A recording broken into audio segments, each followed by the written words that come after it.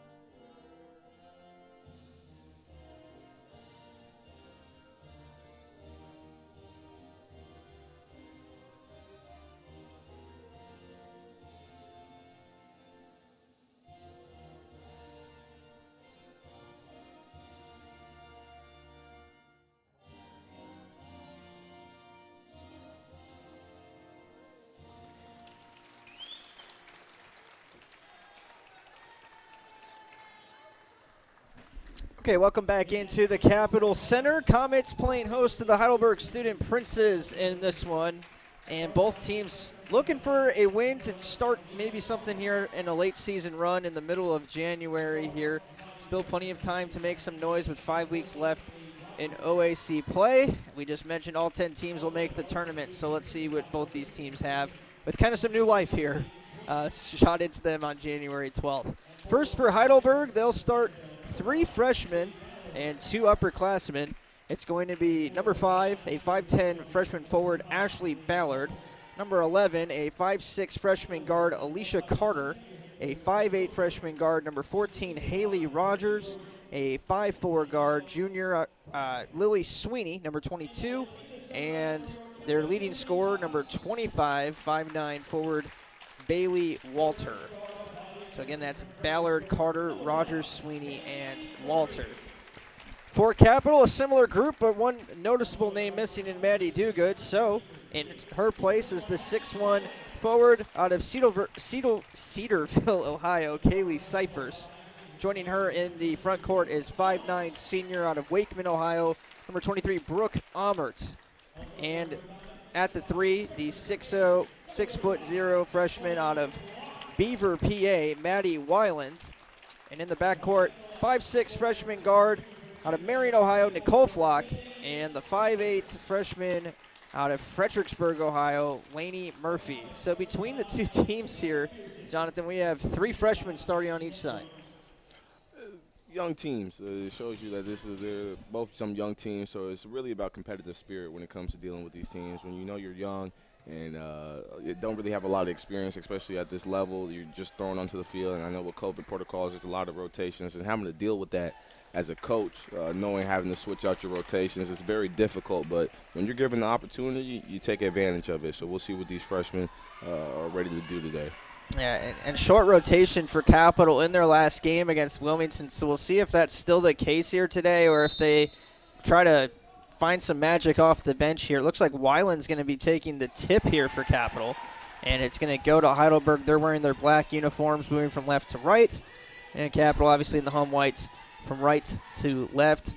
Looks like they're in a little bit of a zone setup early in this one. A 3-ball right off the gate. Flash. Yeah, Lily Sweeney knocking it down from the elbow, and Heidelberg has some full court pressure now. Capitol trying to get through the pressure they do. Flock has it and still trying to trap her at the top. She gets it off to the left wing now. Murphy looks inside, foul called against Heidelberg. It seems just off the tip, and what I'm seeing is just a couple seconds in, but Heidelberg is coming out with some intensity right now, and they're coming onto this home away game, and they're dealing with it, and they're coming with some pressure, so Capitol rise up to the occasion. Yeah, and you mentioned those slow starts for Capitol. Heidelberg's looking to jump out the gates, so we'll see what happens here. Murphy fakes the 3-point shot, 15 seconds to shoot after the foul. Pass goes in, back out, now a 3 from Flock, and she left it short. Offensive rebound from Brooke. She kicks it out to Murphy. She'll chuck from 3, no good. And that's going to be a foul on Almert. You really need those 2-for-1 opportunities right there. When you get an opportunity to go back for 3, you got to splash on that. Like seeing Flock take the early shot aggressively. She was probably the lone bright spot in the first half in that game against Wilmington. She was good on the boards and getting putbacks for Capitol. And now we see her try to work in the outside shot. Still a zone look defensively from Capitol here. Pass goes into the left elbow, back out to the right wing. This is Sweeney who knocked down the first shot. Now she gives off to Ballard, who hops through the paint. Offensive rebound. I hope we don't have to say that too often today. I like that from Flock, fighting for the ball right there. And Flock gets possession for Capitol with the arrow. If you're just joining us again, Capitol out-rebounded by 15 rebounds against Wilmington. A big factor was the offensive rebounding from the Quakers in that game. So Capitol's going to have to hit the board hard. Easily get through the full court pressure this time and into their half court set with 22 on the shot clock here. So they should be able to work their offensive set. Pass goes to Almert now, who drives left with it, hands off to Flock. Fakes the screen, goes into a double team in the low block. Skip pass now to Weiland, and she traveled before she got moving there. Yeah, she just started thinking ahead, and you just got to take it one step at a time.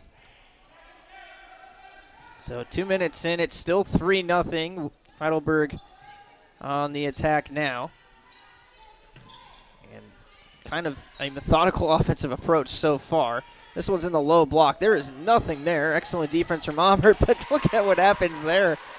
So the initial one was nicely defended by Almert, but then an easy putback. That was a quick block party, and she got her on board. Capital trying to find their first basket, still over 2 minutes into the first quarter. Weiland at the top of the key, drives left, picks up her dribble, gives it to Murphy. Now Cyphers will try from three. Flash. There it is. I like that. Kaylee played a lot as a freshman and even started some games for Capital and has kind of lost some minutes over the last few years, and this is a real breakout spot for her, filling in for Maddie Dugood. A lot of minutes available at that 5 today, and we'll see if Kaylee can rise to the opportunity. A good start for her. Almert takes it away. This has to be a jump ball. It's underneath the left knee of Almert. 2 Heidelberg players there. Team spirit helping each other out there, Some though. mess.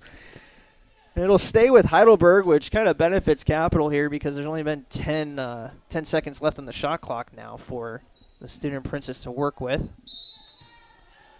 Pass will be inbounded from in front of Capital's bench. It goes into Sweeney, and a deep pull from 3, no good. Haley Rogers, well defended by Murphy. And Capital will bring it across the timeline and try to build on that last shot from Cyphers. 5-3 Heidelberg leads, 3 minutes in. Almert in the low block, kick out Cyphers, heat check, no good. And the rebound is collected by Rogers. Heidelberg now pushing the pace the other way. Sweeney leaves it for Carter, back to Sweeney. She hit the first 3, not this one, and the rebound collected by Murphy. You know, it's actually kind of interesting. Capital's not really a team that takes a lot of three-point shots, but this season, as the season's progressed, they've taken a lot more shots from outside the arc. Almert in the low block, no good. That's going to be another tie-up, I'd imagine. No, they're going to call a foul against Flock. I mean, that's a great point that you make. They hardly shot at all. Looking back at a team maybe 2 years ago even, it was Emma Burns who shot threes and no one else on the roster. But as they've kind of progressed here the last year and throughout this year, as you mentioned, you know, Murphy's got a quick trigger. She'll shoot from anywhere. And a couple of these other players can start trying to work their shots in as well. We see Brewer check in for Cypher, so Cap's already going small with Almert at the 5 and Weiland at the 4. Gotta trust those small players. I like how they're, especially with Flock and Brewer, although they're short in size, they are quick, and when it comes to being effective, when it gets getting their hands on the ball. Yeah, Flock is a very good rebounder for someone as undersized as she is as well. Very underrated rebounder. And then you've got Brewer, who's one of the best passers on the team, and you know she can bring some different things to the offense as well. Murphy, way too strong off the glass there. Brewer's assist numbers are really high for someone who's played in kind of sparing minutes as she has as a role player off the bench. And again, there's plenty of minutes available today with Duguid out, so maybe she has an opportunity to get a few more as well. Murphy from 3, she looks off, but it goes right to Weiland, and very fortunate there. Maybe she was bank passing it there. And that's what they need to do, those second chance opportunity shots, getting their hands on those rebounds and having the opportunity to get some more points. But going back to what you were saying about Flock and Brewer, they actually are second and third when it comes to leading the team in assists. So they're actually doing a pretty good job. And for Brewer to come off the bench and still be able to find her teammates like that, that's just good connection with your teammates. That's something Capital needs. Losing Caroline Taphorn last season, she was kind of the main distributor of this team. She's out, obviously, graduated. So now you're kind of looking for that point guard. You don't have Emma, who can kind of create her own shot and was going to naturally take that position. And that's the part with losing Emma that hurts almost as much as losing the scoring, is that she was the person that kind of ran this offense as well. So everything kind of went through her. When she comes out, there's such a hole to fill all over the place on the offensive side of the floor. And Capital's still trying to come to terms with that over his last 10 games. We're back in play. Heidelberg has it on possession with 5:20 to play. First quarter, it's 5-5. Speaking of quick trigger, Haley Rogers from way out. She hesitated with that, but she was like, I'm going to pull the trigger, and she did.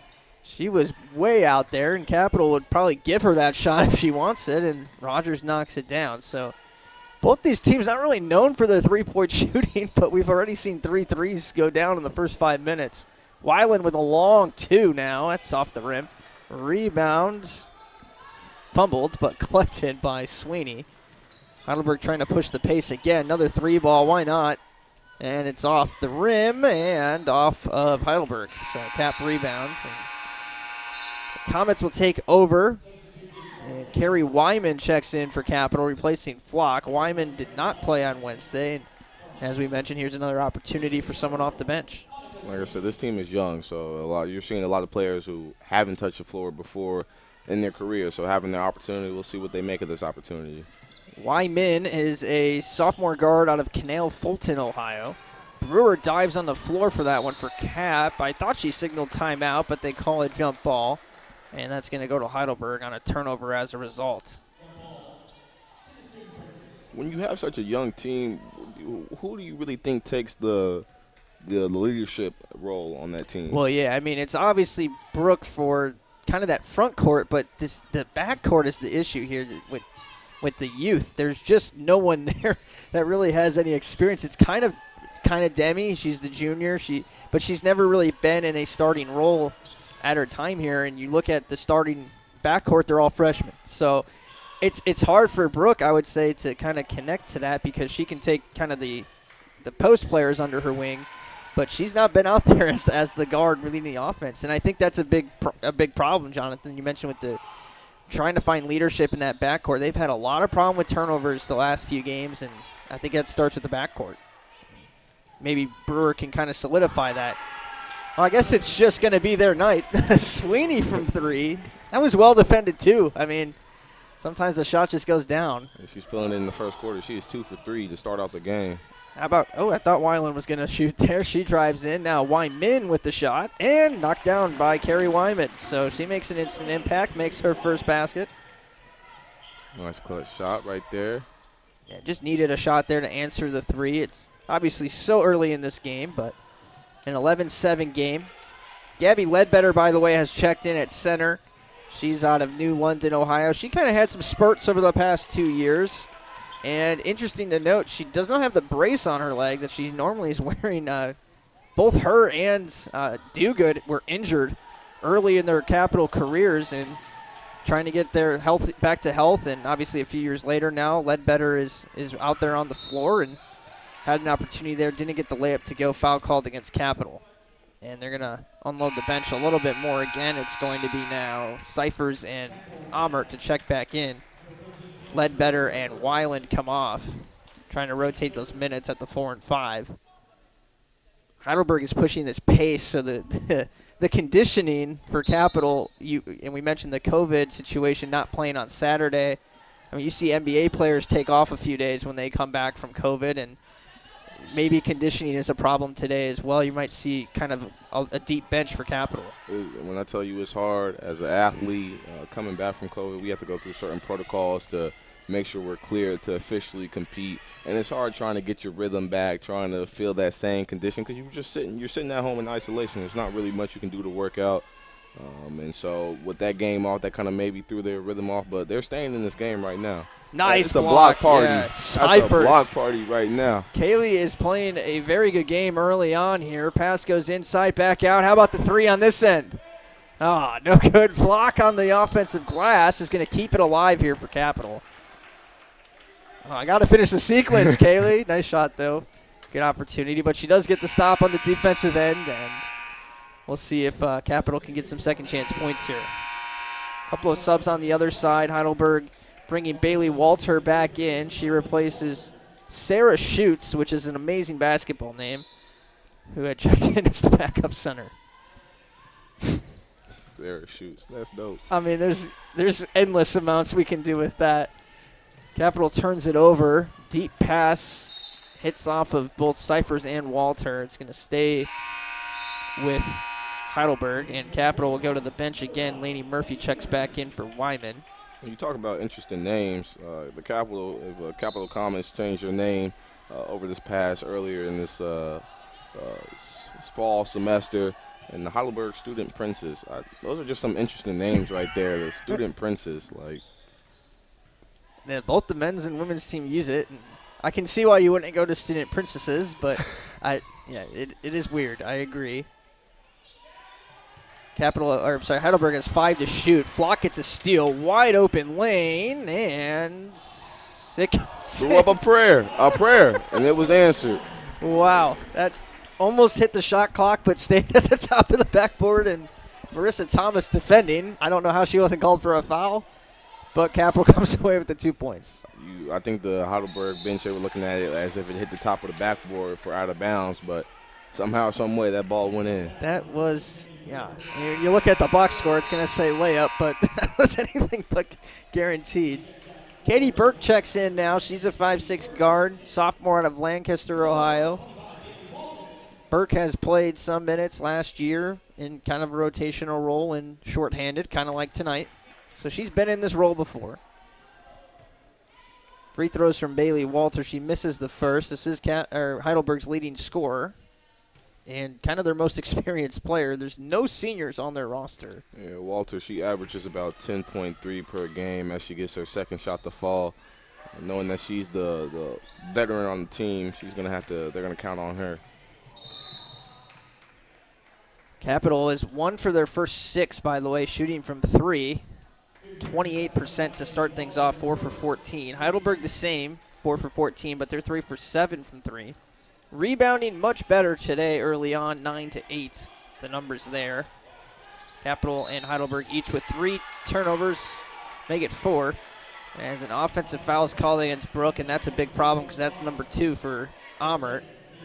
So now decision times, you're already low at low minutes in your post. They're going to take Almert out.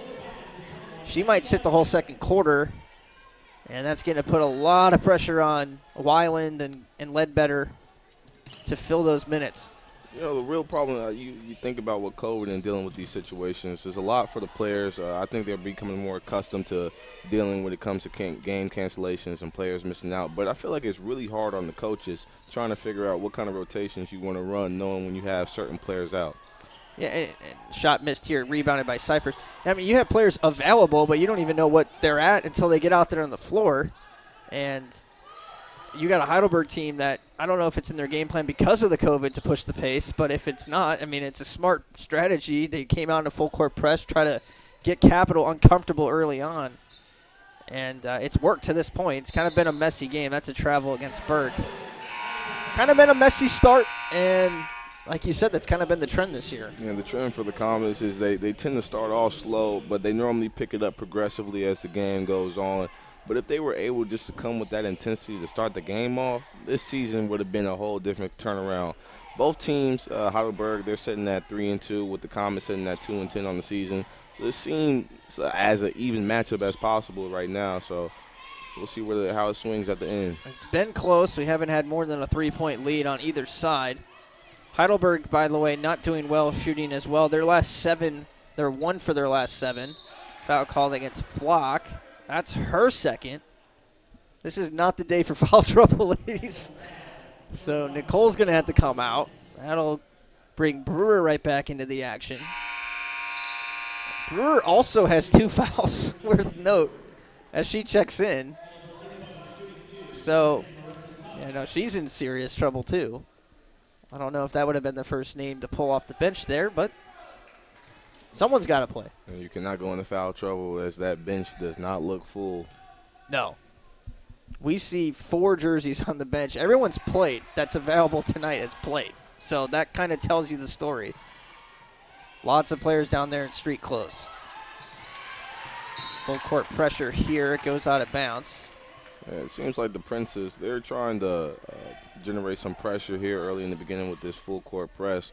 Right now they're trying to trap, making it difficult for the Comets to get the ball in. 4 seconds for Capital. Weiland gets it across half court, sets up Cyphers, who was trying to draw some contact there and wasn't able to. So Heidelberg has a 13-9 lead, their largest lead of the day, but still a lot to be decided here at the Capitol Center. We'll step away. Second quarter coming up right after this.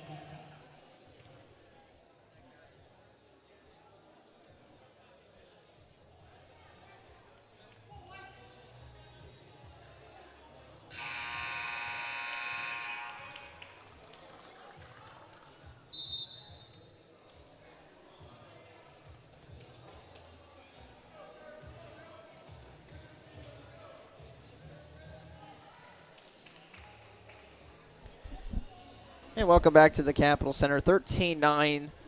Nothing much to report from that first half stats-wise. In terms of your scoring leader, it's Sweeney on the other side with 6. Capitol got buckets from 4 different players. Wyland, Flock, and Wyman all have 2. Cyphers has 3. Murphy, of note, has not gone on the board yet. 0 for 4 shooting. Under the basket, Brewer off the rim. Rebound collected. She got to be careful she doesn't pick up her third there. Heidelberg pushing the pace. Marissa Thomas scoop layup, no good, and Cyphers gets the rebound. And Brewer went for the behind the back, but didn't see Sweeney there behind, or Thomas there behind her. Now she'll go for the pull-up. A lot of action, but nothing changing on the scoreboard yet. Nice pass down low, and then a block from Cyphers, her second. Holy cow, that's a lot of action for no one on the board. Now Burke makes a cut to the basket, off the backboard, off the rim, no good.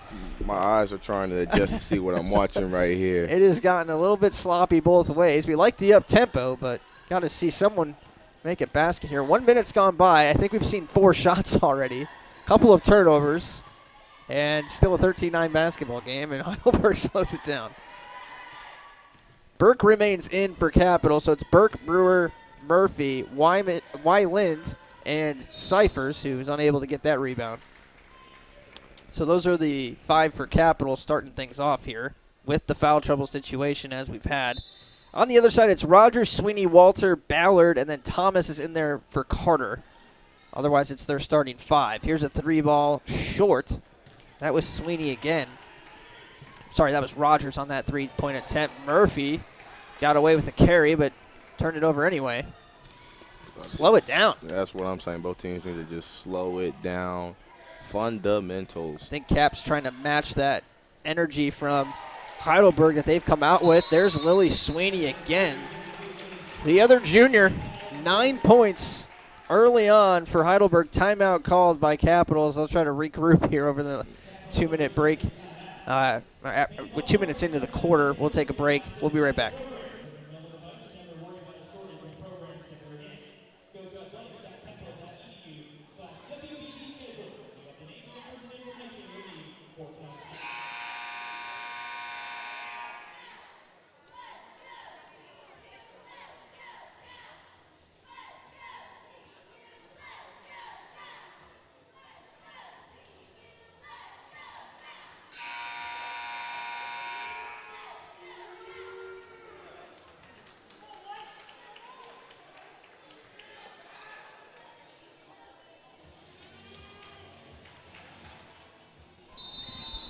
(16-9), Capitol trying to find their legs here. They have ran up and down the floor, have nothing to show for it here this quarter.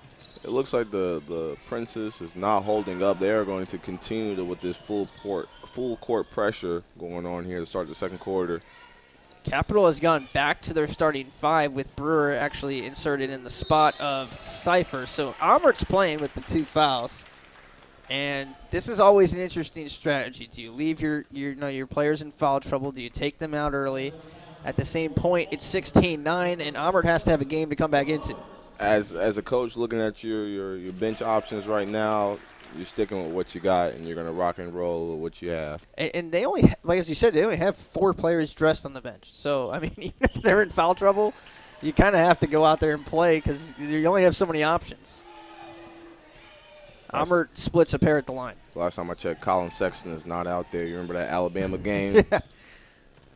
16-10 is our current score, and Heidelberg trying to make something happen as Morgan Altenberger checked in. This Marissa Thomas has shot up about 3 or 4 shots already this quarter. Has nothing to show for it. Wyland for 3. No good.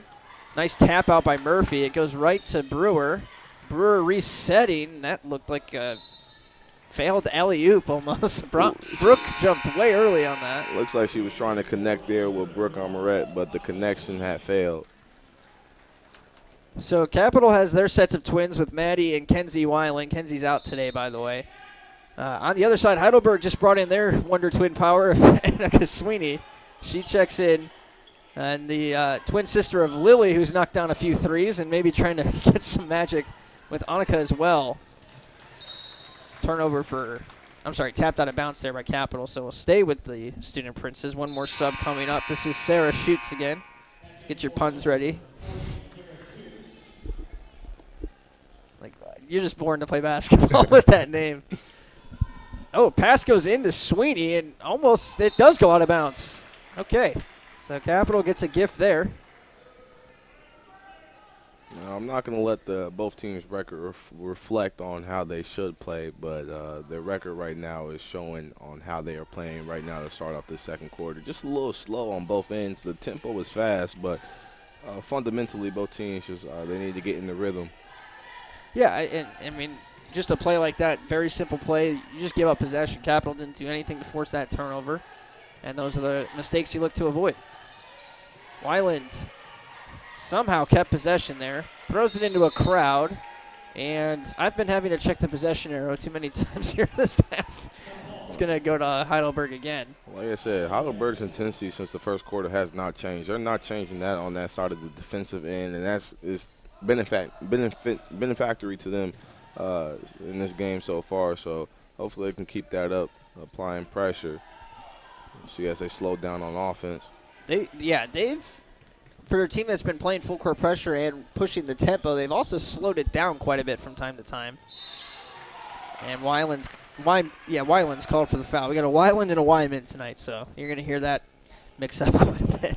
Altenberger gets to the line.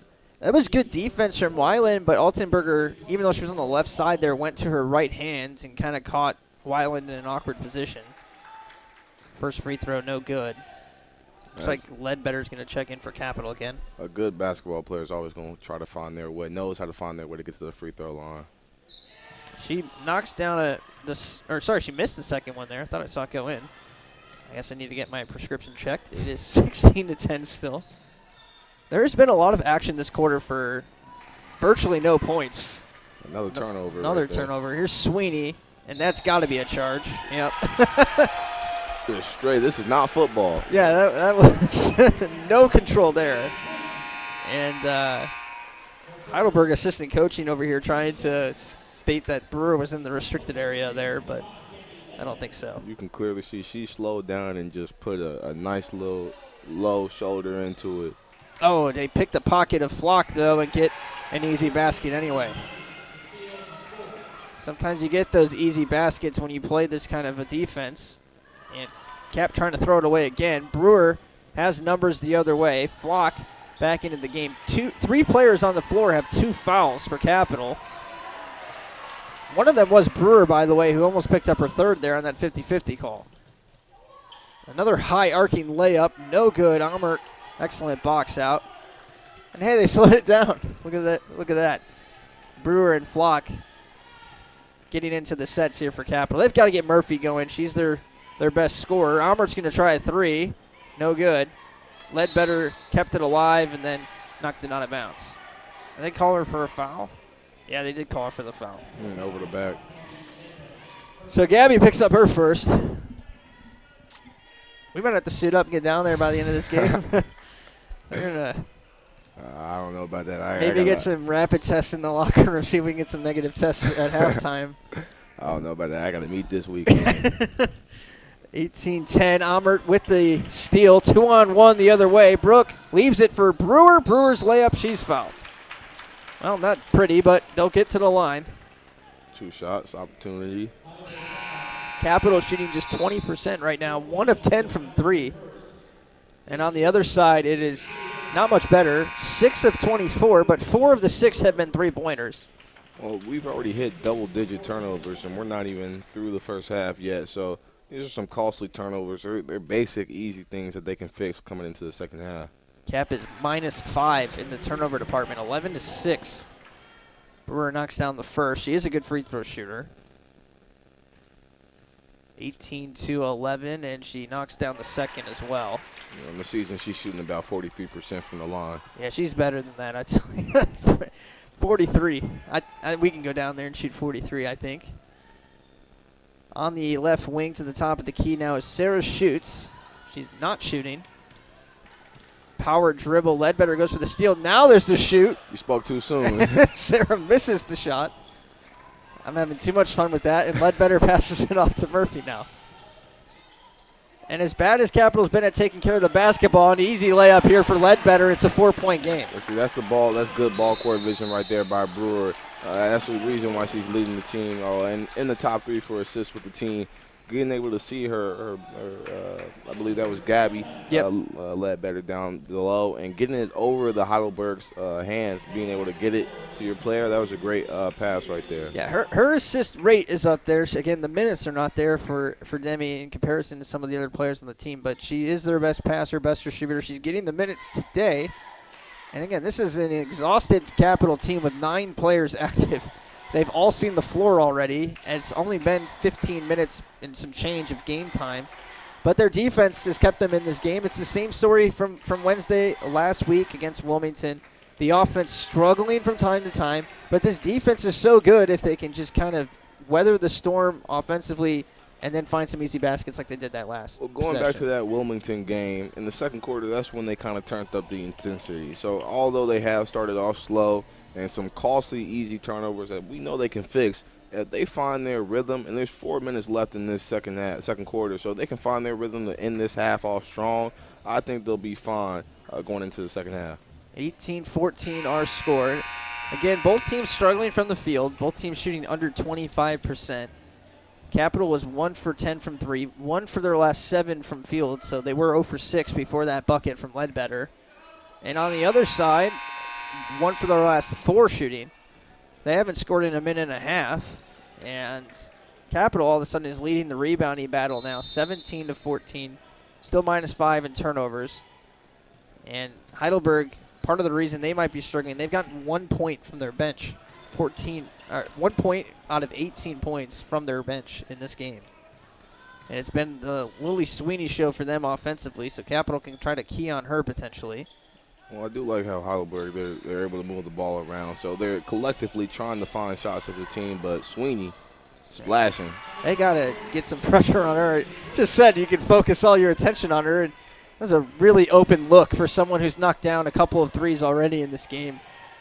Call it 4 now for her from outside. 4 for 5. Another traveling on this end of the floor called against Capital. Just like that, it's back up to a touchdown lead on the other side, 21-14. Heidelberg is continuing to generate pressure, and pressure is creating all these turnovers, and they are making points off these turnovers here.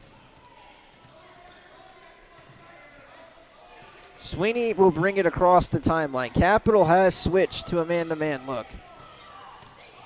And I think part of that is because Sweeney just shot them out of the zone pretty much. Air ball. Left short there. Well, it seems like when you talked about they're going to man-to-man, but it looks like they're coming together when it comes to into the paint, not allowing them to bring it inside the paint. Murphy kicks out to the top of the key there. Plenty of room on this side. Brewer looked inside to Ledbetter, who's been posting up. They're trying to get it down there. Now they get it into Gabby. Ledbetter, strong move off the backboard, no good. Brewer flies in for the offensive rebound, leaves it for Cyphers, and Cyphers gets it to go. How about that pass from Debbie? That's a great pass right there from Brewer right there. Like I said, that's good ball court vision, being able to know where your teammates are. She's got a little swagger after that pass, too, going down the floor. And there's a charge called against Heidelberg again. 21-16. Cap hanging in this one. I feel the momentum swift, slowly going towards the Comets right now. This is the opportunity you make of it. Make the best of your opportunity with these substitutions coming on the court right now. Ballard and Thomas check in for Heidelberg as well. With Thomas, she's shooting 0 for 5 in just very few minutes. 5 minutes played. She's taken 5 shots. She's 0 for 5. So let her keep shooting. Fortunately, Sweeney is off the floor, so there's Capital's chance to really go. Cyphers gets the screen, drives in, high off the backboard, no good. Tough shot. And it didn't go down for Kaylee, who has 5. Here's Thomas. She passes off this time. Back to Thomas. Looking down low for Carter, now drives herself. Foul is called. Who's it on? It's on Brewer, I believe. Cap wants a charge called, and they got one. Thomas is called for a charge. Good. Brewer set her feet outside the restricted area. Is that her second or third time she's drawn a charge already?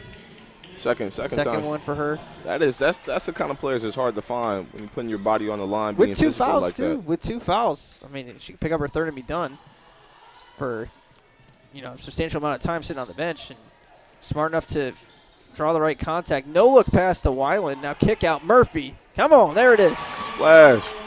Lainey Murphy from 3, her first make of the day. That's the girl you got to get going. Thomas. That's all thanks to Brewer right now. Brewer is heating up. Timeout called by Capital. 2:06 to play. It's 21-19. Capital can tie it this sequence. We'll take a timeout with them. We'll be right back.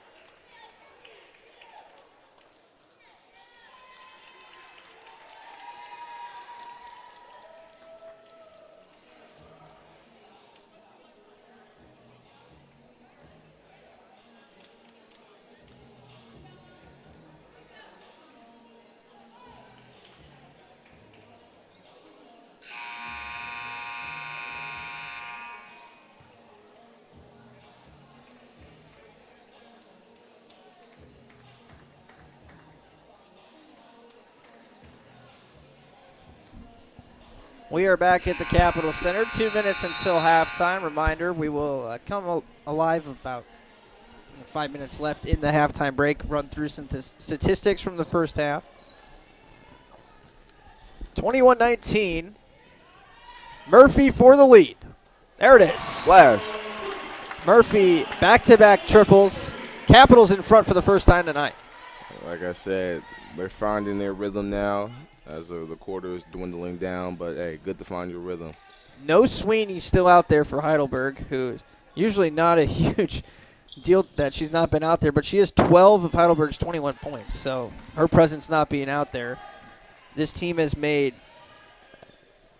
3 shots tonight. Sweeney's made 4. Clearly the rest of her hacked team's right made 3. there. Yeah, foul there.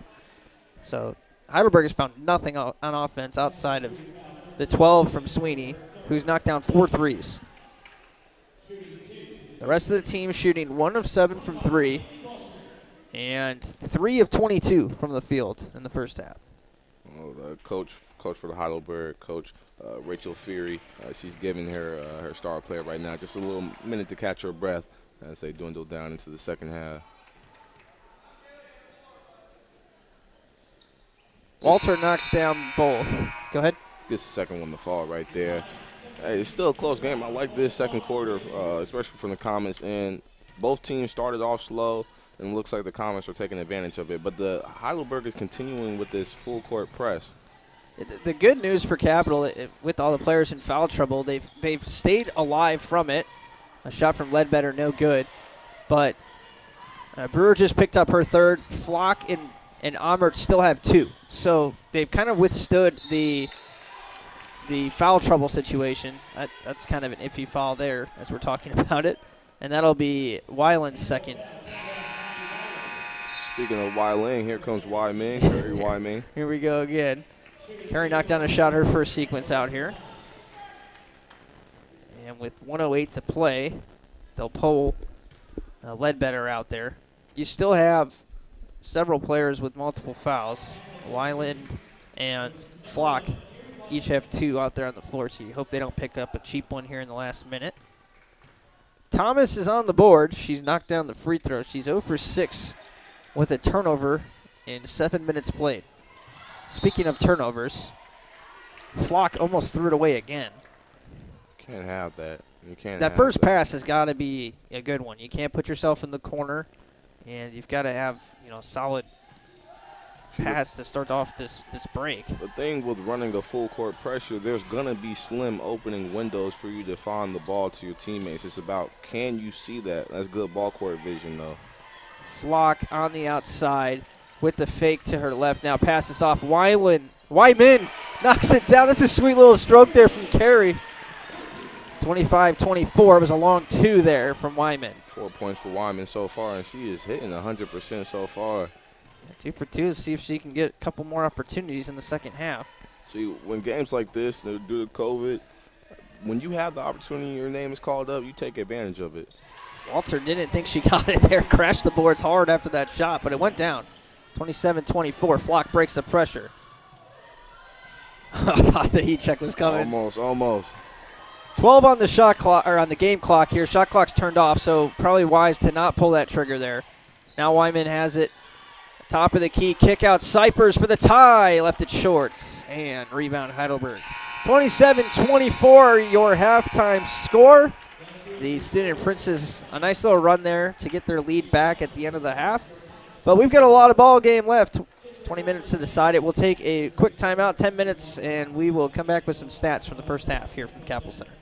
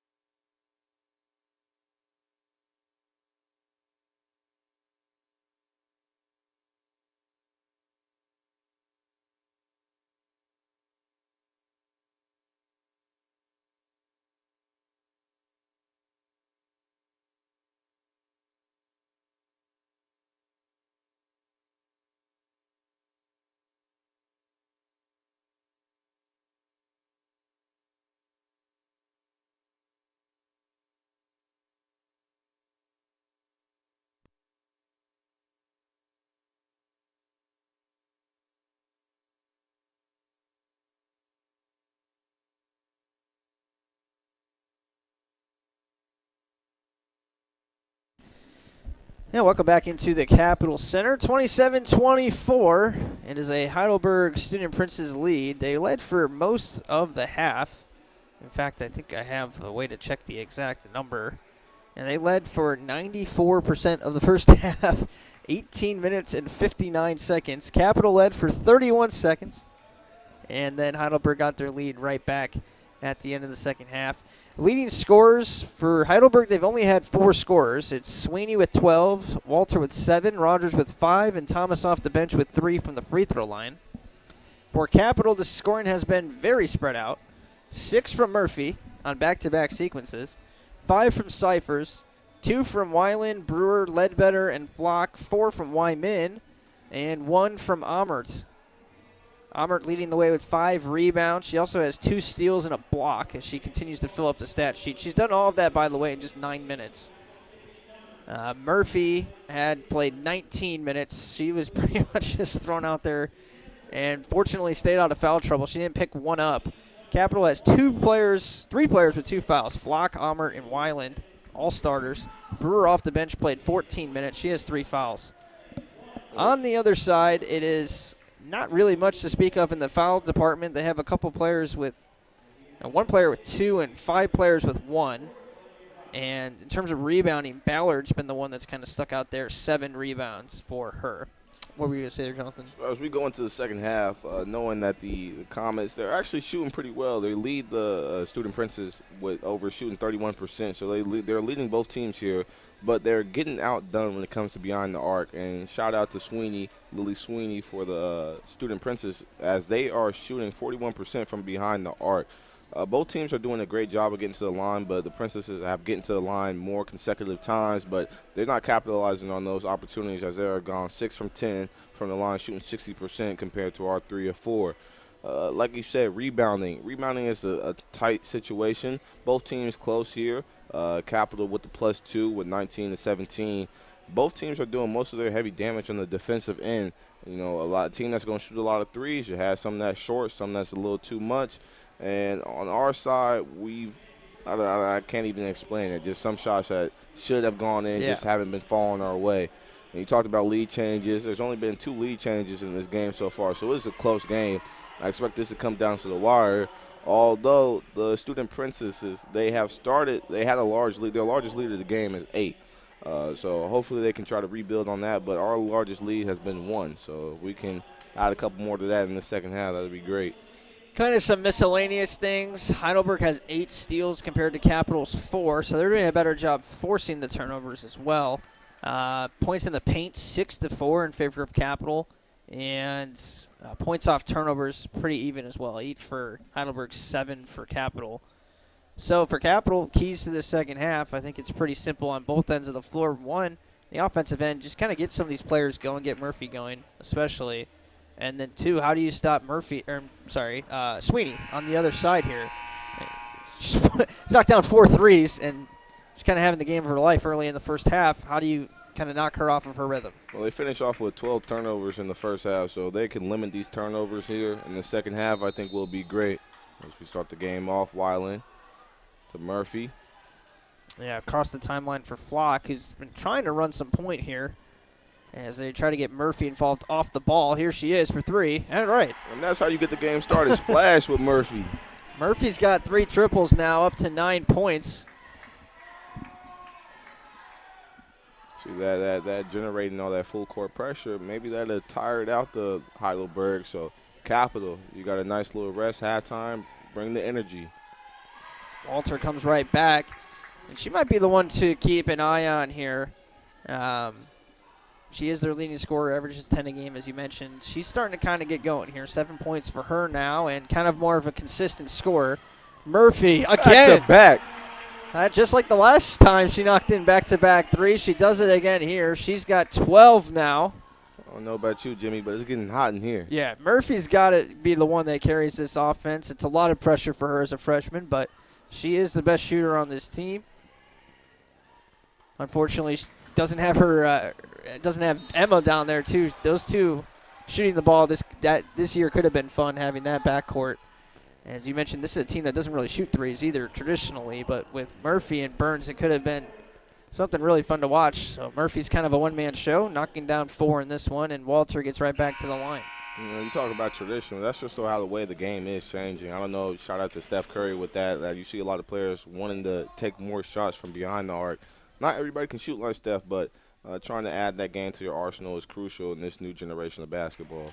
It's a great point, and especially with the bigs, you see that a lot of them stepping out now, and it doesn't matter how big you are anymore. You got to shoot, whether you're 7 feet or 5'8". You got to be able to knock down an outside shot. It's kind of the way the game has moved. Well, I think we're moving into like a more positionless basketball. You may have somebody who's designated to play the 5 or the 4, but they can also play the 1 or the 2. Yeah, it's pretty much turned it into, your wing player, post player, and that's kind of it. Turnover here for Capital. Man, Heidelberg for 3 now. No good. 31-30. Heidelberg has gotten their lead back, but Murphy's been hot to start it, and now even if she's not taking those outside shots, she's at least going to have to draw some attention, maybe open up some room in the paint with Cyphers and Weiland playing down there. Almert's out. She picked up her 3rd foul, by the way, so Brewer comes in with her 3rd foul. And nice give and go there with Wyman. So Maddie Wyland over to Brewer. And she shows she can finish too, not just the fancy passes. That's good team chemistry right there. So Brewer playing big minutes off the bench and has really made a nice impact passing the basketball. That time gives herself an open look. And you talked about her, coming off the roll. She really hasn't had the starting opportunity. I feel like some players are just better off the bench. Nothing against coming off the bench. It's great knowing that player is capable of coming off the bench and putting up good shots. Cyphers for 3. Bank is closed. It is past 7. Unable to take advantage of Walter, who fell down in transition there. So that's why Cyphers was open. Foul called against Capital. That's on Flock, so that's her 3rd.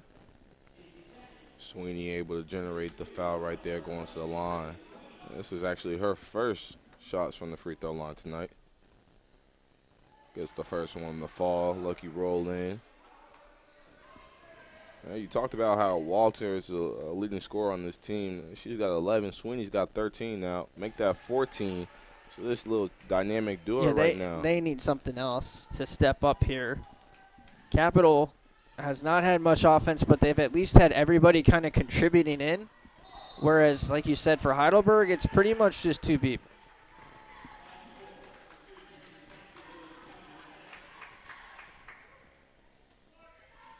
Foul called against Heidelberg. That is the 2nd against Lily Sweeney. So, get another one on her. That might change this half a little bit. 7:22 to play. Brewer throws it away. And now Murphy pokes it loose. She was out of bounds when she played it, but nice job to at least deny the basket there. A little weak sauce right there. You got to go a little strong with it. Brewer, by the way, 7 turnovers now for her. So we mentioned the assists are there, but. You sure that's Brewer, not Russell Westbrook?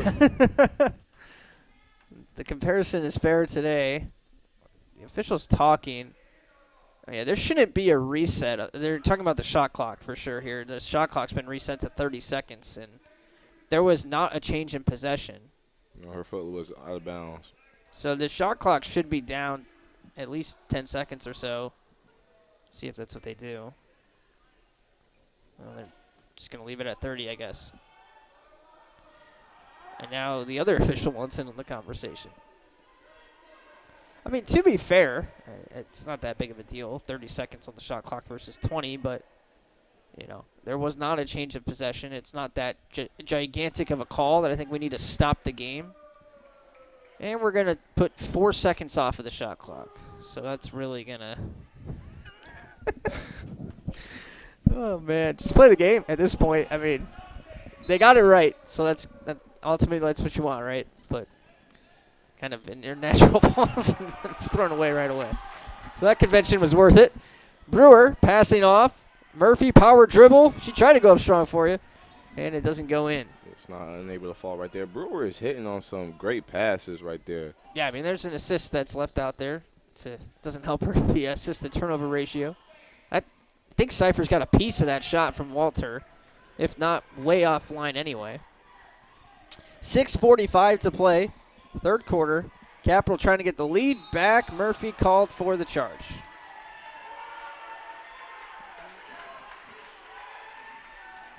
That'll get the Heidelberg bench excited. Clearly she brought the knee up just a little too much. Substitution on the play right here. Wyman coming in for Brewer.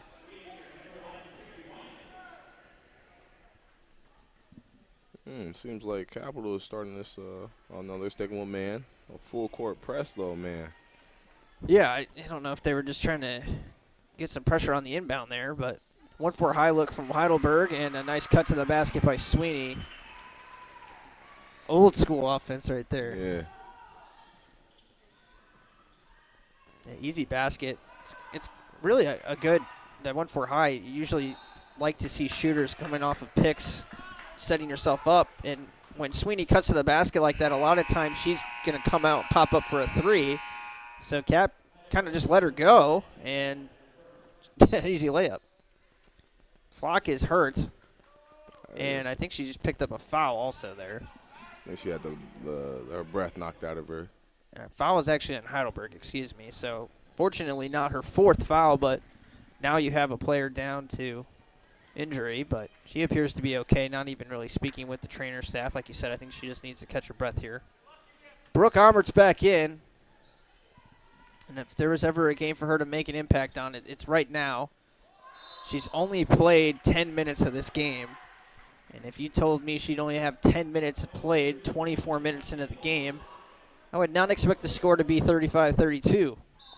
Questionable. She's such a huge player. There was a questionable no travel call right there. As you see the coach for the Heidelberg, Ferrari, she is arguing with the referee on that no call right there. Yeah, I mean, it's either a foul or a travel. Sometimes it's tough because the travel is a result of the foul. And like you said, probably could have been called either way there. 4 fouls for Heidelberg, by the way, now, so they are going to go into the bonus with their next foul committed. Capital's already committed 3 as well. So this could turn into a quarter of free throws here in the last few minutes. It's the first one to fall. Ball don't lie. Weiland with 3 points now. 4 rebounds, 3 assists, 19 minutes, and a freshman that's listed as a guard at 6 foot, but she's kind of been thrusted into the 4 role, playing more of a post role today and trying to find her game from that part of the floor. Rebound is not collected here by Heidelberg, so Walter unable to corral it. Capital ball. Wyman in with Wyman, and you've got Almert, Burke, and Lainey Murphy. Substitution for Heidelberg, one of our favorite players, Sarah Schutz, coming in. You just love her name.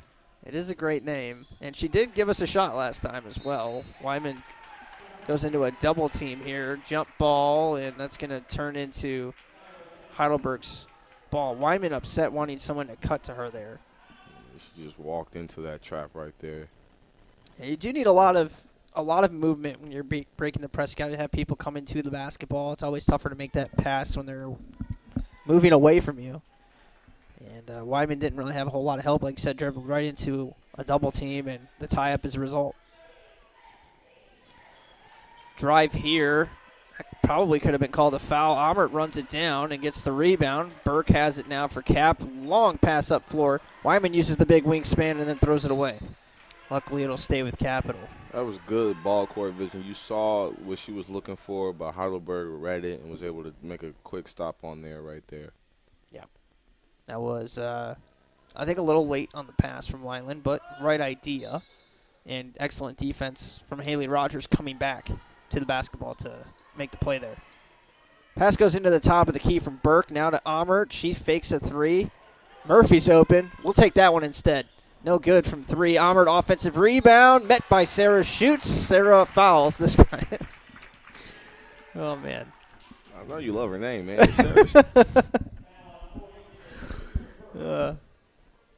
And the alliteration of it, you feel me? Double S? Yeah. No, I got you.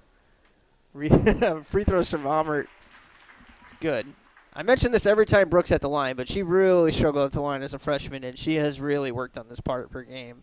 I'm talking below 50% as an underclassman. I believe she's over 70% now this year. She's shooting 73% from the free throw line this season. I mean, it's not great, but for a big, you'll take that. And, I mean, 74% at this level is not terrible.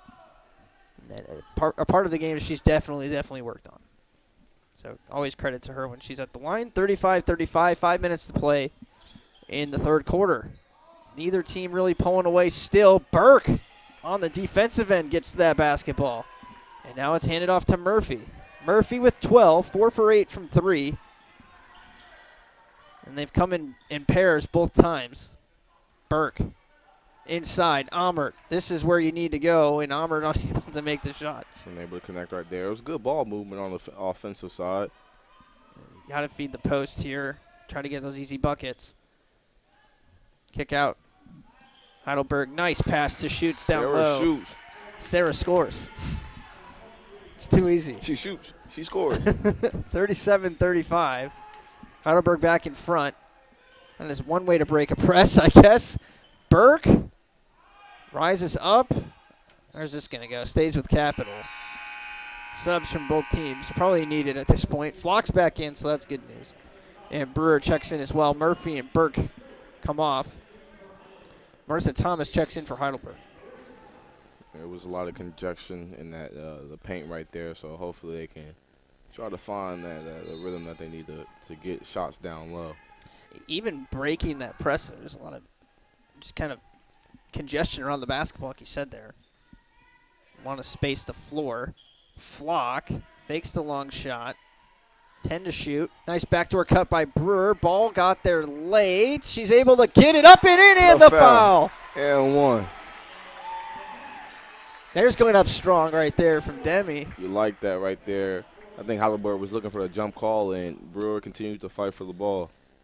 So Brewer now with 8 points. I'm sorry, it's already updated. 6 points for her. Free throw coming. 6 points, 2 of 3 shooting, 2 of 3 at the line now. She gets the rebound off her miss and kicks it out to keep the sequence alive. She has 3 rebounds, 3 assists, a steal, 3 fouls, 7 turnovers in 16 minutes. A little bit of everything. Right, making sure she has her hand in every stat. And the ball's thrown away here by Cyphers, trying to feed it into Almert. Taken away now coast to coast is Altenberger. Costly turnover. Carter was open there. They got it to her late. Now she drives into traffic. No call on the contact. Sarah rebounds. Sarah shoots. Sarah scores. Sarah gets the foul. Into the line she goes. 39-37. Heidelberg back in front. This will be her first shot attempts from the free throw line. Both teams in the bonus now for the final 3:24. Shoots will go from the line here, knock it down, and give Heidelberg the 3-point play. Still using that full court pressure here. Just say it's working in their favor right now with the lead. Kick out to Cyphers. Capital slows it down. Brewer penetrating. Kick out. Oh, a little bit high on the pass to Wyman, so they have to reset here. 15 seconds. Go inside to Cyphers. Fakes the outside pass. Fall away shot. Nice touch, but it doesn't go down. In and out. Shoots, gets the rebound. Thomas has not been afraid to shoot today. Thomas, that's a charge, right? No? Gonna call the block on Cyphers. So she saw her teammate as she was coming in, driving, kicked it. Good pass. Murphy checking back in. She played all but 1 minute in the first half, so they're get right back out there. Substitute Murphy coming in for Wyman. At the line for Heidelberg, Marissa Thomas. Now, we were talking about COVID earlier, by the way. Heidelberg had their game on January 5th actually canceled. It was against John Carroll. Yep. And they also had a game canceled earlier in the season against Oberlin. They had a layoff from OAC play. They didn't have a holiday tournament that they were a part of, and they were supposed to play Oberlin but didn't. So they didn't play from December 18th until their last game against Otterbein on Saturday. So And they did pretty well in the first quarter against that game against Otterbein. It's a little shaky in the second quarter, and they tried to finish strong in the third and the fourth. They just fell short, losing that game 76-63. And right here, they are maintaining that same pressure they had. They have started the game from the jump and with full court pressure on defense. Yeah, I mean, they've come out and definitely have been the more conditioned team, and that's not a knock on Capital or anything. We've talked enough about the COVID stuff going on, and you have a slight advantage there. You might as well use it, try to get this tempo up, and Capital's looked a little bit sloppy because of it. And it's been kind of an ugly game, but an ugly game that Heidelberg's been mostly in control of. Speaking of ugly, there's a turnover again. It looks like Brewer was looking. You see, as somebody who's going to lead the team with assists, you know what you want to do. You know she's going to be a facilitator. It's just about sometimes you have misreads, and that was a misread right there. Heidelberg has possession, a 5-point lead. A bucket here makes it a 3-possession game. Thomas takes the 2-point mid-range shot good. So Thomas finally gets one to fall. It has not been her night, but she knocks this one down. And just like that, it's a 7-point game again. Almert, Brewer. Oh, she didn't want it. Now she'll fake the long two, almost walk, pass it over to Almert. They're not going to call that as a shooting foul. Foul on the pass. But it's a bonus anyway. It doesn't really matter. She had the opportunity. She had 2 shot opportunities right there and passed up on both. Yeah, I like the pass up on the second one, but the first one, she was just her in the empty gym. She didn't want it. If they're giving it to you, take it. Substitutions on the play. We have Gabby Ledbetter coming in for Almeret. Almert's hasn't been her night. Foul trouble now. Going a little bit cold from the field as well. Brewer doesn't get the first, but she does get, or the first 2, but she does get 1 there to make it a 6-point game. 1:36 to play. Again, you can't foul here because both teams are in the bonus. And nice finish there from Heidelberg. Thomas started 0 for 6 and now 2 for her last 2 on the last 2 possessions. 46-38. Pass into Ledbetter. Ledbetter back out. Murphy. Extra pass. Weiland, come on for 3. It's good. Flash. Maddie Weiland knocking one down. Caps back within 5. Just hanging around again. It's a close game. It's going to come down to who wants it more. Heidelberg, it's kind of like they slowly ease up and stay. That's a block party right there. That's number 3 for Cyphers already. Murphy running the floor. She's fouled. Easy bucket. There we go. And 1. Lady Murphy. Murphy pushing P. Pushing P. 14 for Murphy. Leading Capital. Sweeney on the other side with 16 as the game high.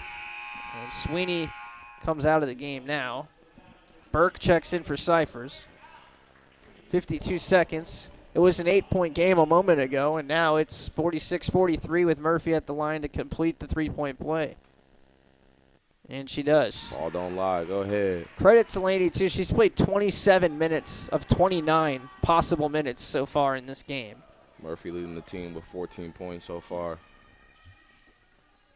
She has been huge here in the third quarter. 9 points for her in this third quarter alone. There's another block. Weiland's going to get credit for that one. Throws it away. Stays with Capital after Heidelberg unable to secure it. Weiland kind of threw it away there, but was fortunate to as a not Comets turn it over. fan, you like those kind of parties. I like block parties. Yeah, that's 7 blocks today for Capital. 3 for Cyphers, 3 for Weiland. Almert also has one as well. 46-44, Capital can take the lead. Murphy wants this 3. Now drives in. Ledbetter lays a heck of a screen. 6 to shoot. Burke from 3. Left it short. Rebound. Thomas, 6 to shoot. Crosses at midcourt. Drives to the bucket. 2 to shoot. Foul call. Draws the foul. With 1.5 seconds left. That's great awareness of being able to look up, see the shot clock winding down. Then you see the clock is going down from 10 and being able to get to the end of the layup Yeah, she was composed there going to the basket. Just the first one to fall. That puts Thomas, I believe that's 10 for her, double digits on the night. Quietly, 6 at the free throw line. Offensive rebound not going to be cleanly grabbed there. So she splits a pair. And once again, it's 47 to 44, a 3-point game. Again, 9 in that quarter alone from Murphy. 20 points apiece from each team in that third quarter. So the scoring picked up. And now we'll see how the final 10 minutes play out. We'll be back with the fourth quarter in just a moment.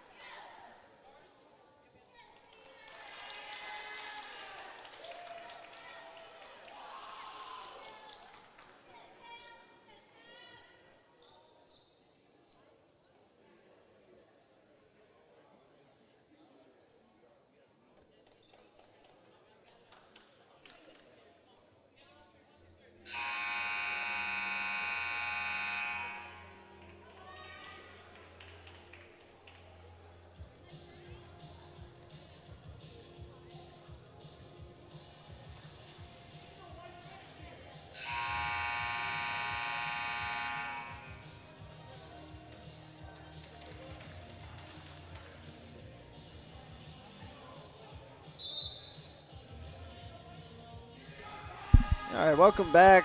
47-44. Jimmy Bloomfield and Jonathan Brown here with you. Jonathan, we're talking to me. Your first meet back this weekend. Where's the track team running this weekend? Pluck the Bind. All right. We'll be at Outer Bind. Well, we will wish you luck and the rest of your teammates as well. Missed shot there from Kaylee Cyphers to start us off in the fourth quarter. 47-44. Lainey Murphy coming to life in quarter number 3. Got 9 of the 20 for Cap there. But credit to the Burke. They've kind of hung around in this ball game themselves. They had an 8-point lead just moments ago.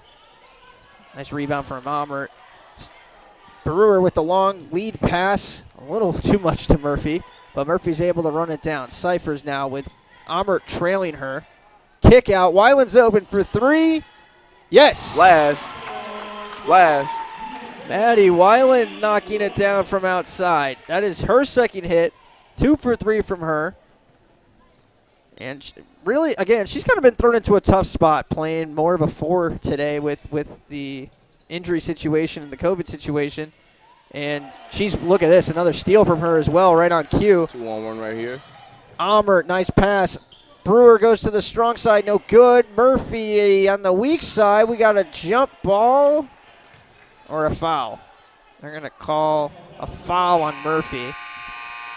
But Weiland, 6 rebounds for her, 3 assists, 3 blocks, a steal, and 9 points. And again, playing in kind of a role that she's not really used to on both ends of the floor. She's really shined in this game. And a bright spot for this Capital team here today. 9-1 run, 2:46 to play. I'm sorry, 9-1 run in the last 2:46 for Capital to cut this lead and erase it to 0. 47 all, 8:25 to play. Each possession so critical now, and there's a turnover right on cue for the other side.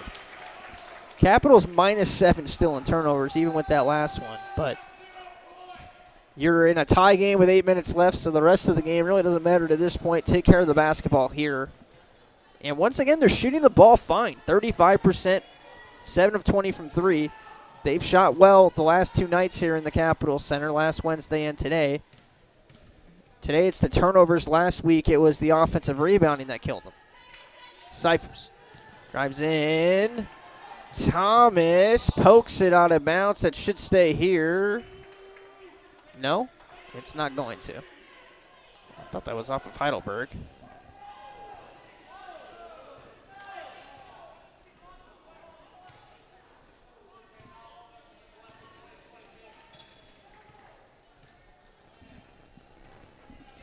Pass goes in for Heidelberg now the other way. Still tied up, under 8 minutes to play now. Sweeney from 3. Splash. Gotta guard her. She is on one. She is on one tonight. Lily Sweeney with 19 points. Gotta be a season high. We'll look at that in a moment here. We have 3 Heidelberg players here in double-digit figures, and I did not expect that coming into this one. I'll tell you that right now. Kind of been we said it was a 2-man show, but Thomas off the bench out of nowhere has really filled in nicely. It's called accepting your role and finding it and doing what you have to do. It's a 30-second timeout, so we'll stay here. Lily Sweeney played at Mount Union her last few years. This is her first year at Heidelberg. That explains a lot. I thought I knew the name. It came to mind, but I didn't want to say it because I wasn't sure. 16 points was her previous high. That was last game against Otterbein. So that's a week for her. 16 on Saturday. Comes into the building here today, 19. That explains a lot. You talk about transferring from Mount Union, one of the top teams in the conference. Their mentality when it comes to athletes is a different breed, and transferring here to Heidelberg, becoming that top player. Well, she's only leading the team second. She's leading the team with second in points per game, but it's going up. Yeah. She's had 9 3-pointers the last 2 games. She set a season high for 3-pointers made tonight as well with the 5. She's consistent with it. Tonight she's shooting 5 or 6 from behind the arc. Kick out to Weiland. Oh, I don't know. Traveling called. I'm not sure. I didn't see that. And yeah, Willie Sweeney at Mount Union, definitely more of a role player. Definitely more involved in the offense here at Heidelberg. But she's kind of been around for that Mount Union team. Kind of played here and there, sparing minutes, but was able to be involved in the offense when she was out there. Brewer in transition with the bucket here. That was a nice little shot from the free throw line, generating shot creator right there. Brewer has been all over the place, and she's flirting with a double-double, but the double is turnovers, so I don't think it counts. She got a stat in almost every category except the block. She needs a block to really round out the stat sheet here. She almost got she wasn't involved in that play there. Capital, I think, got a block. We'll see if they get credit for it or if they just called a missed shot. Weiland got her hand. It looked like she got a fingertip on that ball. Flock will check back in, and she's coming in for Cyphers. It's going small. I think this is the lineup they wanted to use a lot of today. They just haven't had a chance with the foul trouble and Almert just not being able to be on the floor. She's only played 19 minutes. But this is the 5 I think they want to try to close this game out with Cyphers kind of cycling in as needed. That's got to be a trap. With only 6:20 left in this fourth quarter, you can see the fatigue sitting in on some of these players right now. So we're going to see who wants to finish strong.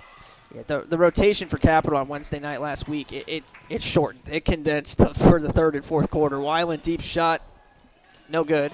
Almert didn't want to pick up the foul. Raises her arms there saying, I didn't touch her there. Flock, by the way, has 4 fouls as well.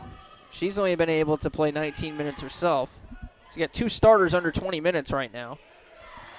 And credit to Brewer for stepping in off the bench with 24 minutes played and contributing in a positive way. Flock being able to get her hand on that pass right there, causing a disruption. And the question is, how long can Capital run with this group of 5 here? They played 5 players in the fourth quarter on Wednesday. So I mean, they literally did not sub for the final 8 minutes of the game. Weiland's called for the foul here. We almost had to steal there. Heidelberg was able to get the ball back, and questionable. Looked like a block from our end, but the refs called it a foul. So that sends Bailey Walter to the line. She's already in double-digit figures. Yeah, she's gotten there. Kind of slowly, but she's definitely gotten there. Misses the free throw here.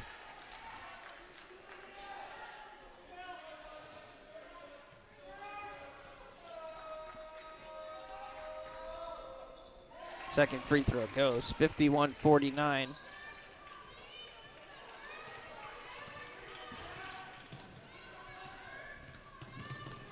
Behind the back move from Brewer to slow things down. Gets the screen from Almert, drives in, tried to leave a pass behind, got back to sender. Now a jump ball.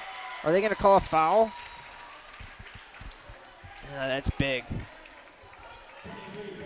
That's number 4 on Brooke. So now that's 4 on Weiland, 4 on Almert, 4 on Flock. That's a problem. 3 for Brewer with only 5 minutes left. You got to let them play. Yeah, no question they're going to play. And the question now is who's going to close this game out? Someone's picking up a foul in the last 5 minutes here. As a coach, when you have players in foul trouble. Well, Almert picked the pocket for a second there. 11 seconds left. We'll finish the thought in a second. Walter traveled and gets the basket anyway. Oh, man. What were you saying? As a coach, when you have your players in foul trouble, do you tell them to be more aggressive, less aggressive, or like how do you maintain that? I think you do, but in the last 5 minutes, I think you take the wheels off, you go. Missed shot there, hit the top of the backboard. Don't know why we didn't get a whistle. Instead, it's a jump ball. Capital doesn't have the arrow, but they should have lost possession anyway, so that's a net win. Cyphers checks in for Almert. At this stage of the game before fouls, you got to play the game. You can't give up any easy baskets, I think, but I think definitely in the middle frames of the game, the middle portion. You saw Almert a few minutes ago. She was raising her hand off of that rebound that she probably would have contested more for, but she doesn't want to pick up the 4th foul. Timeout called by Heidelberg. 30-second timeout. But, yeah, now you've got a serious situation here. You got Weiland, Almert, Flock, all with 4. You mentioned Brewer has 3 as well. And you might be in a situation where you need to foul to extend this basketball game in the last minute or two. Well, who are you going to foul with? You got no one that you can get fouls with. If you're looking for players for Capital that can foul, looking at Cyphers, and I'm looking at Murphy. Right. And even Murphy's got 2 if she picks up 1. But then the better question is who do you foul? Because everybody from the Heidelberg who's gotten to the free throw line, they have shot a pretty well job from the free throw line. As a team from a whole, they're shooting 71%. 6 for 8 from Thomas, 6 for 8 from Walter, 2 for 2 from Sweeney. I don't think you think about fouling Sweeney or Walter. I think you try one of these others and just see what they can do at the line. Rogers or Carter haven't taken one yet. Ballard either. Ballard has 8 rebounds, but has not really gotten on the score sheet yet. Still don't need a foul, obviously, 4.5 minutes left, but you're running into a situation where you're going to be short on players at the end of the game and potentially have to foul some pretty good free throw shooters. Good defense from Brewer there. 3 on 2 the other way. Brewer straight to the rack and then throws it away. Just go up with that. Staying with the comment. Hey, like you said, with the foul trouble, she was worried. She didn't want to draw the charge. Yep. That's a good point. And as somebody who's leading with assists, and her first mindset is facilitating, finding how I can get my teammates the ball. That was always my problem. Didn't want to be the one to take the shot. Kick out to Murphy here, and they'll reset a play with 20 seconds. I'd love to see Laney get a shot off here. How about Flock on this end? Nope, she's not going to take it. Gets the screen from Weiland. Drives in, bounce pass to Cyphers. 8 seconds to shoot. Cyphers left it short. Rebound. Brewer ties it up. That's going to stay here with Capital. Excellent play by Demi Brewer under the basket. All smiles after that. I love the physicality from Brewer this game. Although she's leading the team in turnovers, she's doing both what she can on both ends of the floor, and the physicality and energy. That's what you want your teammates to replicate. Cyphers pass in. Brewer layup. Good. Good set to roll. She's gone up strong a couple times in this one. And Brewer off the bench with 11 points. That puts her at double digits. Now you need Murphy to get some heat rolling on in this fourth quarter late. It's going to be an early shower for Flock. She's done. So I would assume this means we'll see Brooke come back in. And Brooke's got 4 herself. So the question is who closes after the next person fouls out. Capital hasn't even made a decision of who to put in yet. Yes. Just roll with 4. Almert's going to come in. So here's the issue. If you lose Weiland or Almert, it's not looking good. I don't know who you close with. Well, you're already running your small ball rotation, so your front court is looking fine. It's about the back court. Yeah, your options would, again, be Burke, Ledbetter, or Wyman, none of which, any of those three, have really been in that situation at their time here at Capitol. So it'll be an opportunity for one of them, because I'm pretty sure one's going to pick up a foul here in the last 3 minutes. There's Almert. Hard to believe, but that's her first basket of the night. But it ties this basketball game up at 53 apiece, 3:20 to play. Thomas, never afraid to shoot, guarded by Murphy. That's probably a smart move because you don't want her picking up a foul. And they've moved Weiland onto Sweeney, who's more of a shooter, which is also a smart move because it's hard to foul a shooter. Wow. Illegal screen called against Thomas. It seems like the Heidelberg, are they starting to collapse here? This is not a situation they're used to either. You know, this is an end-of-game situation where they've been having some trouble closing out ball games themselves. So both these teams with some players in unfamiliar territory, and it's going to be a fun last few minutes here to see what happens with it. And this whole entire fourth quarter, Capitol has not been able to get to the line at all. See if Cap can get a basket here. Weiland almost loses it. She gets fouled at the very end of the shot clock. That is massive. Fouls on Walter. Walter was looking for that jump ball call. I think they just said that was 4 on Walter. It is. So that's also huge. That is their steady hand kind of at the end of the game. You'd be relying on a transfer in Sweeney to kind of shoulder the load at the end of the game here if Walter fouls out. Well, I think Sweeney's been fine, but how the way she's been playing all game. That's a fair point. Cyphers to Brewer at the top of the key. 15 seconds into the corner. It's Almert. Almert. Long two. That's not her game, and it doesn't go down. It's a close one right here. Some frustration coming out, I think, on that shot there from Brooke. Wanting to be involved in the game. Sweeney wanted that shot right there. Smart to use some clock here. Wait for the best possible shot you got here. You're not going to get many more possessions. Sweeney into traffic. No good. That's not the shot. That's fatigue sweeping in right there. Tired. Kick over to Murphy. Murphy. Cyphers. Come on. No good. Misses everything. Air ball. Well, at least she had a nice chuckle up the court about it. Sometimes it helps to laugh at yourself a little bit. All right, so 2 minutes exactly left to play. Timeout Heidelberg, 53-53 is our score. We'll take our final timeout. We'll be right back.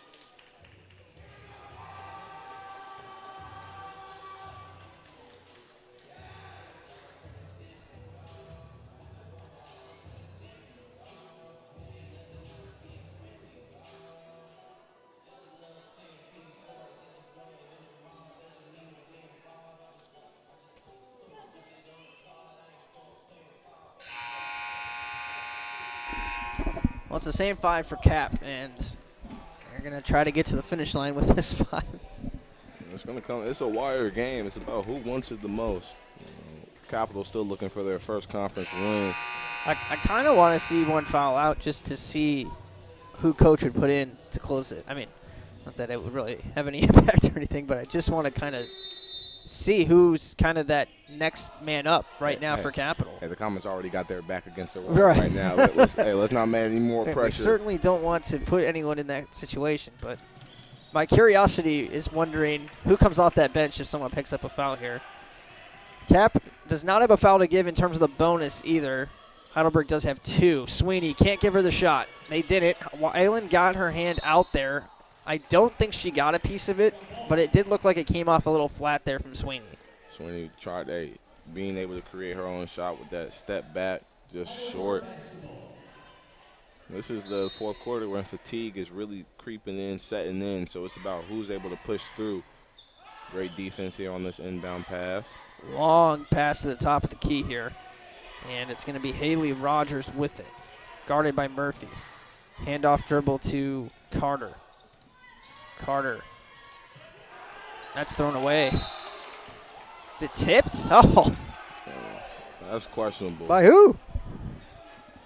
There's a questionable Murphy? call right there. I don't know who else it could have been besides Murphy. Well, Rogers was right behind her, and it looked like she tried to get her hands on Yeah, the ball. I totally agree. 5 seconds to shoot for Heidelberg. Almert defending, don't foul. Kick out, deep 3. It's good. Haley Rogers from 3. Is that the dagger? Cap trying to respond. Cypher's easy lay-in. That's a big response. Nice respond back. 1 point game, 1:03 to play.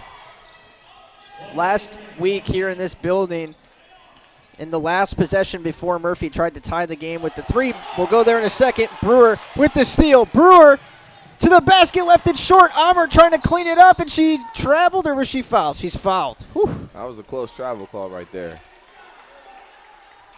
Well, we said Brewer needed that steal to get everything on the stat sheet, so she's done it. Well, no, she needs a block. Sorry, block, you're right. That's number 4 for steals from her. 11 points, 6 rebounds, 6 assists, 4 steals, 9 turnovers. Quite a night. 56-55. Pass goes into Murphy. Capitals setting up a half-court play. Timeout called. That'll be their second to last timeout. I'll go to that point I was talking about in that Wilmington game. It was tied up in the last minute. Capital got a stop, but after the stop, they blocked a 3-point shot. It was recovered by, I can't remember the name of the player from Wilmington. She throws up a 3 at the buzzer of the shot clock, banks home, gives them a 3-point lead. See, that's Kind of a similar situation to the Rogers 3 there. And I wonder if that shot kind of triggers some PTSD there. You're like, not again. They just hit a difficult shot. You talk about close games, Jimmy. Capital has had a close game, I remember, against Otterbein. And that's a rivalry right there. And they had a last-second buzzer shot. I believe Linder had the last opportunity shot with that, and it just wasn't able to fall. So, you know, they're used to close game situations. It's about what can you do with it. Yeah, and the message here is can we figure out a way to pull out the victory here, and we'll see what they can do with it. They've got 56-55, 19 on the shot clock. Possession arrow usually comes into play now, and it is in Capital's favor, so they do have that on their side. You still have a ton of players with 4 fouls. Walter has 4. Thomas has 3 on the other side. She is not in right now as Heidelberg's went with their 5 starters now. Right now, Weiland and Almert with 4. Right now, if you're the Comets, you're just worried about trying to get your shot up, finding the right shot that's going to guarantee you some points.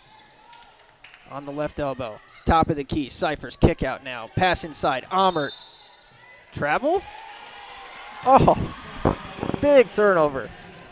Not the time for a turnover. Timeout Heidelberg, I think. Yes. Oh, man, 37 seconds. I believe it's a 30-second timeout. It is. It's not over, though. No. It's a one-possession game. So what do you do here? You have a 7-second differential between the shot and the game clock, 7.6 seconds. Do you play D here? You got to. You got to. Now, thing is, you can't be too physical, when you have a lot of players in foul trouble. But what Heidelberg is going to try to do here, they're going to try to do what they've been doing all game, consistently good ball movement. They're going to look for down low. That's where they've been finding those opportunities. But don't be shy if you see Sweeney with the ball with the opportunity for a 3-dagger. Yeah, that's true. A 3-pointer puts this thing at 2 possessions, so you've got to keep an eye on that. And box out on the shots as well. Offensive rebound would be killer. Eats up 30 seconds essentially, and then you're fouling. And probably fouling someone out of the game. At that point, you're in scramble mode.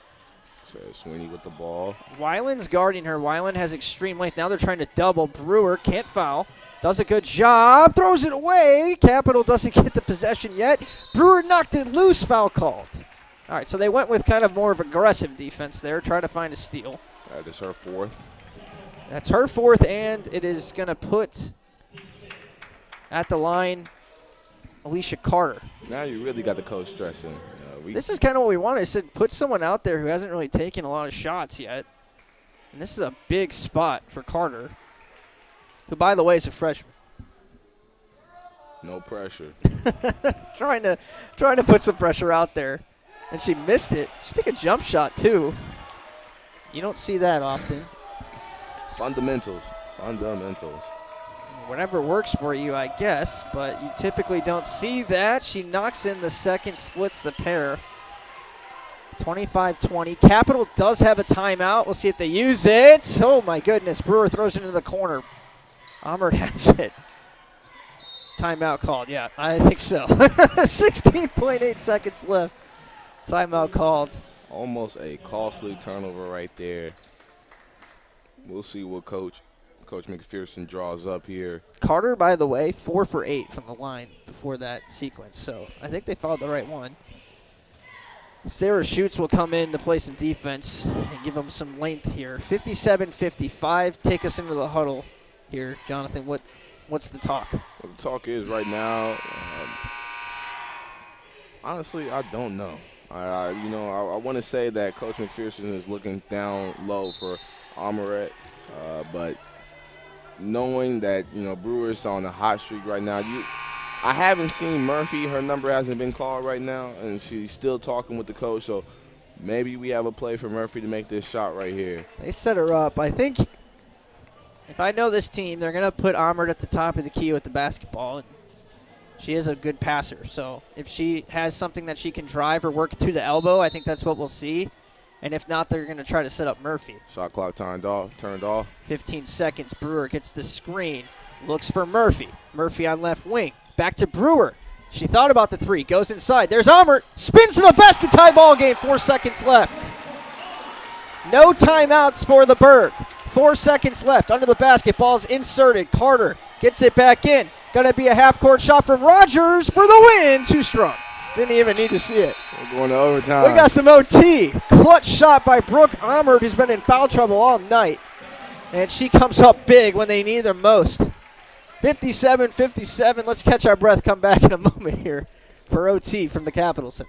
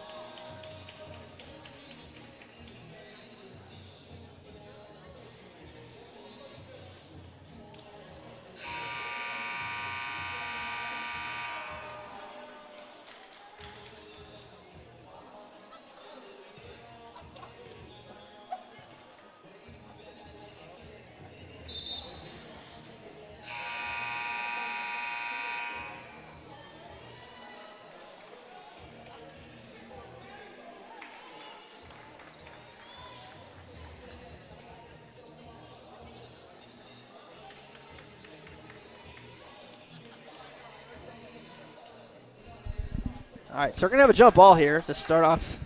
I just don't know what the Heidelberg team's doing here. They're just standing on the defensive side, almost conceding the toss, and then they get it anyway.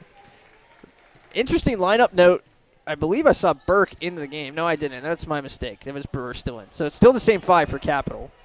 And I was almost wondering if you go to someone just to get Weiland and Almert off the floor for a second. Layup no good from Rogers. Almert gets the rebound. I mean, both of these teams have got to have been gassed. Fatigue has most definitely crept in. for both teams. So it's honestly just who wants it more to finish the game. I'm going to keep reiterating that. Yep. But the Comets are most of their starters are in foul trouble. Yeah, and again, it'd be really interesting to see how close this game out. And Walter on the other side has 4 fouls as well. Murphy from 2, no good. You mentioned at halftime some shots that just don't go down. There's one of them. I don't know how that missed. You need that one. Murphy leading the team with 15 points. She's shooting 5 of 12 on the night, and it seems like she's just had a cold spurt so far. We haven't seen much from her in the second half. 57-57, 4 minutes to play. Pass goes to the right wing. Both teams came up empty, possession number 1. And it's so much as the possession-by-possession game. Can you hold serve on defense? And Capital will. Offensive rebound, no shot, as Brewer gets it for Cap. Brewer. Oh, nice move. Demi left it short off the bottom of the rim, though. Somehow, maybe she is related to Russell Westbrook.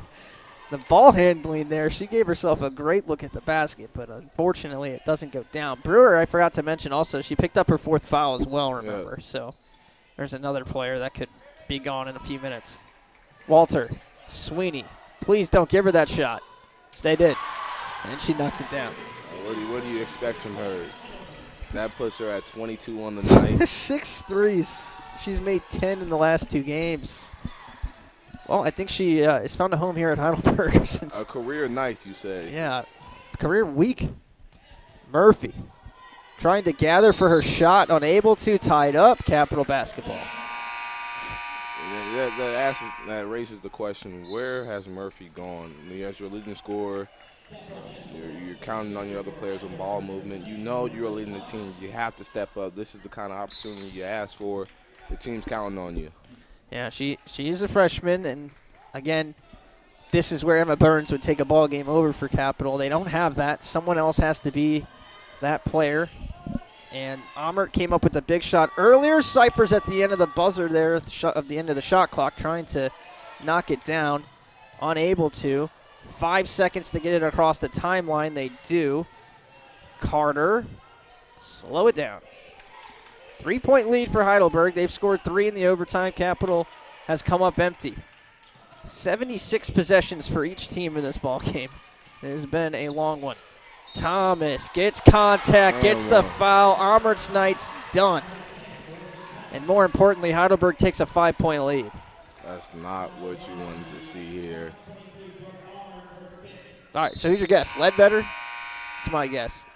That's the only optional guess. Oh. Nope, we're going with Wyman. Well, I got my answer. And Carey is a sophomore. Makes sense. And Ledbetter also a junior, and Burke a sophomore, so I guess they're all kind of experienced. But again, no one's kind of been in this situation. The one thing we will say about Wyman, she's had a nice-looking shot in this game. It's only been 2 shots, but both of them had a nice, smooth stroke. And maybe she can find her way to be open, just kind of forgotten about on the other side, and hit a big shot here for Cap. Oh, Brewer throws it away. And I believe that is her 10th turnover on the night, and a costly turnover for Heidelberg right there. Yeah, that was the ball game right there. I think you get this down to you'd be down to about a minute and a half with at minimum a 6-point lead. And Cap catches a huge break there. At this point, I don't think you need the 3 yet. You just get your baskets. You still got 2 minutes left in this game. And you've got a Heidelberg team that there's some players on the floor you can foul. Wyman trying to find a shot. Pass off Murphy, knock it down. No good from Laney. That's another one that they needed. Rebounded by Heidelberg. Ballard, kick out. Thomas, don't even think about taking that shot. Don't need to. Not in this situation. And Thomas, someone who's 3 for 11 today. She at least had the right thought there to hold for a better shot. Walter. Boom. I believe that's a dagger shot right there. 8-point game. By the way, I'm just looking at the stat sheet. Haley Rogers is 3 for 20 shooting in this game from Heidelberg.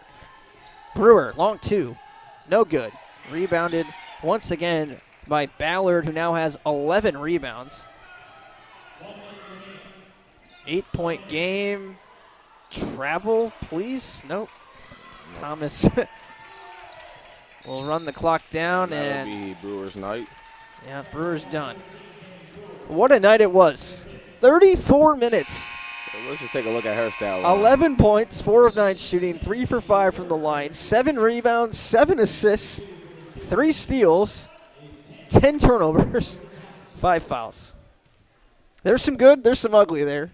But all in all, for a night where Flock only was able to play 22 minutes and Almert only able to play 27, and we're in overtime, remember, she's given them 34 minutes of solid action off the bench on a night that we're also shorthanded. So that's really impressive for Demi. Obviously, the 10 turnovers that speaks for itself. But all in all, I mean, a Herculean effort from her off the bench. Yeah, it came over to a turnover battle. The Comets, both teams have double-digit turnovers, but we're well past double digits. 25 for the Comets and 18. 25-18. 25-18 for the turnovers, yep. But yeah, -8 or -7. Hard to win games. Hard to win a lot of games with 25 turnovers. Yeah, that's for sure. Cap had 9 blocks in this game, by the way. Weiland had 5 blocks. 6 rebounds. This is a crazy box score. You should definitely check it out after the game. Some numbers that jump off this page. Again, Haley Rogers is 3 for 20 shooting. Cyphers on our end is 3 for 14. Murphy is 4 of 9 from 3. She's 1 of 5 from 2. She also has 3 rebounds and 2 assists. And Weiland, she's done everything today. 9 points, 6 rebounds, 3 assists, 1 steal, 5 blocks. She's played 38 minutes. Murphy's played 42 minutes. There's some numbers that just are crazy. Down by 9 here, Cap. This is the time to start chucking. Burke inside, throws it away. They don't get the shot off, and that's going to pretty much end this thing. Cap will not foul, I don't believe. Nope, they will. Murphy with the foul. That's her 3rd foul. Sweeney will get to add to her career-high 22 points, matching the jersey number.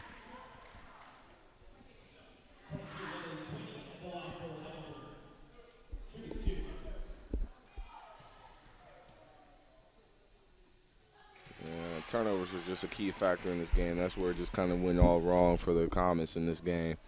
It was a slow start, close throughout the whole entire game.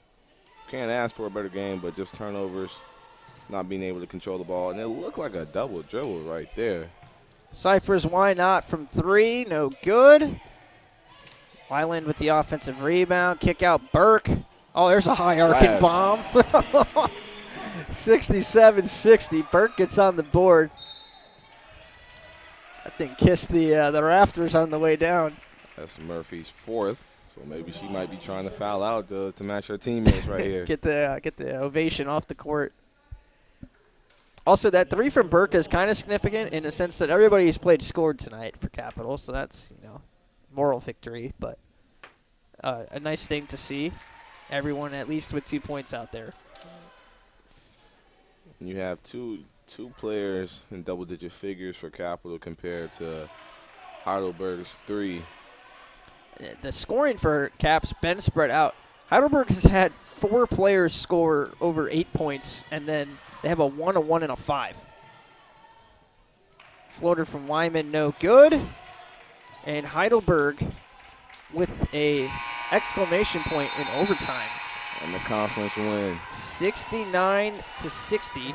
Another close game. And this one hurts almost as much as losing in regulation because you do tie the game. You get that shot. You get the make to tie the basketball game. You think you have an absolute high from that moment. You've tied the game. And then just get pretty much flattened in OT. You're outscored 11-2. And it almost feels worse than if you would have missed the shot to lose in regulation. And you talk about how that fatigue creeps in. It got the best of the better half of the Comets going into that 4th quarter. Like you said, when you don't have a large rotation, yeah, and knowing that you're barely getting subbed out in the 4th quarter, you get overtime, you tie the game up, and you're just out of energy. Try to hang on with your last fingertip on the cliff, and it's just not going your way. Yeah, huge shouts to Murphy and Weiland playing over 38 minutes. Cyphers as well. She played 35. Brewer, we've mentioned enough tonight. And Almert, with just 27 minutes played, somehow puts up 7 and 12 with 3 steals and a block still. So was still able to make an impact. And not only that, but she tied the basketball game, too, with the shot at the end of regulation there. We look forward for Capital now, and as we mentioned, they are going to be in the postseason tournament. So they'll have a ticket. Yeah, I mean, they would. I mean, I don't want to say they'd be done at this point, but boy, you'd be looking at a tough mountain to crawl. And now it doesn't get much easier with your next game. Next game, they play Baldwin Wallace, who is undefeated within the conference and 9-2 overall. This was the game you wanted to have for your first conference win. It just doesn't fall their way. You want to talk about a fatigue game coming up. Baldwin Wallace is as physical as a team you'll see in this conference. They play some ugly basketball games. I'm talking games in the 30s and 40s here in the Capitol Center over the past decade. And you talk about a team that just played its heart out, not half of your players, but a few of your players, over 34 minutes played tonight. You got to go on a long bus trip up to Baldwin Wallace. It's not going to be a fun weekend.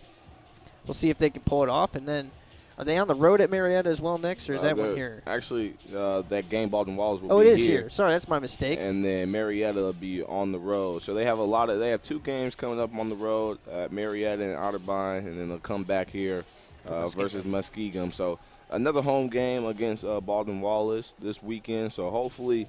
I will say, normally the road trip, I don't read too much into a road game, home game, but boy, do they need a home game coming up this Saturday, not even to travel. Let's get this team rested up. Hopefully Maddie is able to get cleared to play on Saturday. They'll definitely need her. And we'll see what we can do on this home floor here. It's like I said, it's always a dogfight against Baldwin Wallace, and maybe we can win an ugly basketball game. Yeah, as we take a look just one more time at the team stats, Heidelberg finishing this game with 69 and Comets finishing with 60. The Comets actually shot better overall with 34% compared to the Heidelberg's 32%. But what made a huge difference with both of these teams, Heidelberg was able to get to the line with over 30 shots from the free throw line, going 70% total. And it's not bad when you're being able to shoot from beyond the arc that well, as they shot 44% from behind the arc.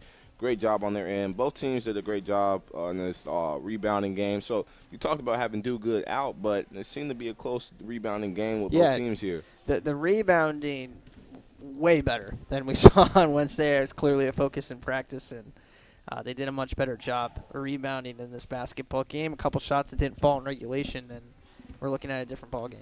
And like you said, with ball movement, the Comets were able to lead with 18 assists overall. So there was good ball movement, as everybody, like you said, was able to score, who was able to get on the court. What really was a huge problem, they just weren't able to hold on to the ball, finishing the game with 26 turnovers. 26. Yep. It's too many.